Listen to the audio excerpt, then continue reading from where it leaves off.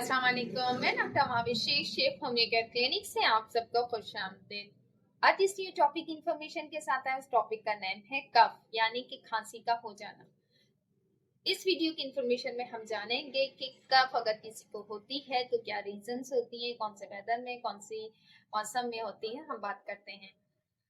जैसे कि आप जानते हैं कि कफ एक साइन ऑफ सिम्टम्स है। अगर ये कंटिन्यूसली होता रहे तो किसी डिजीज में मुब्तला है हम, किसी चीज का इन्फेक्शन हुआ या क्रॉनिक डिजीज में इन्वॉल्व है हम, वो होता है। अगर बच्चे को हो रही है तो क्या इश्यू हो रहा है। जैसा कि आप जानते हैं कि ये वेदर चेंजिंग के अंदर अक्सर औकात फ्लू की बैक्टीरियल वायरल इन्फेक्शन हो जाते हैं। तो एक रीजन ये भी है कि किसी की इन्फेक्शन होने की वजह से भी ये इश्यू हो सकता है कि लंग्स का इन्फेक्शन हो गया, नमूने की शिकायत है, फीवर की कैफियत हो गई है, या हमें मैदे में कोई तकलीफ हो गई है जिसकी वजह से थ्रोट में इन्फेक्शन होने की वजह से भी खांसी हो सकती है।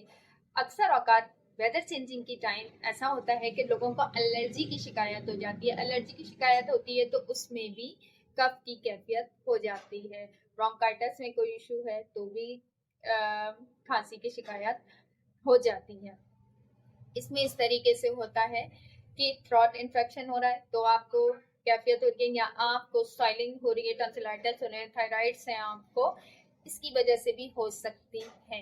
क्रॉनिक केस में अगर आपको 2 वीक से ज्यादा खांसी की कैफियत हो रही है तो इट मीन्स कि आपको डॉक्टर के पास जाना चाहिए, अपने मॉलिज के पास जाना चाहिए और उनसे अपना जो भी इशू है वो आपको डिस्कस करना चाहिए। इसमें होम्योपैथिक रेमेडी का क्या रोल प्ले है और होम्योपैथ इसमें किस तरीके से कवरिंग करती है, उसमें कौन सी अच्छी मेडिसिन हैं, वो हम इस आपको वीडियो के लास्ट में बताएंगे।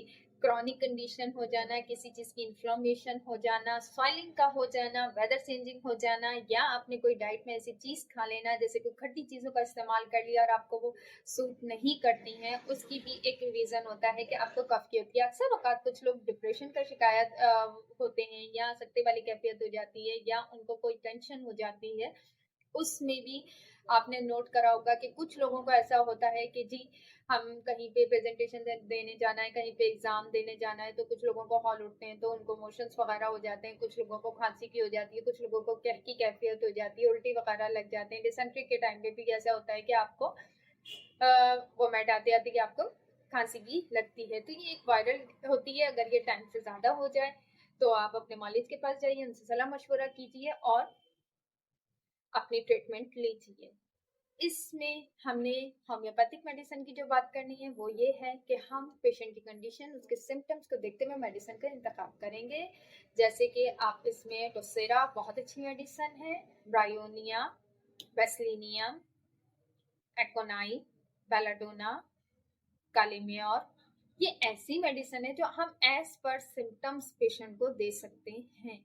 ठीक, इसी के साथ वीडियो की इन्फॉर्मेशन पसंद आई है तो चैनल को सब्सक्राइब कीजिए, लाइक कीजिए, इन्फॉर्मेशन को शेयर कीजिए। डॉक्टर महाविशी, शेफ होम्योपैथ क्लिनिक, अल्लाह हाफ़िज़।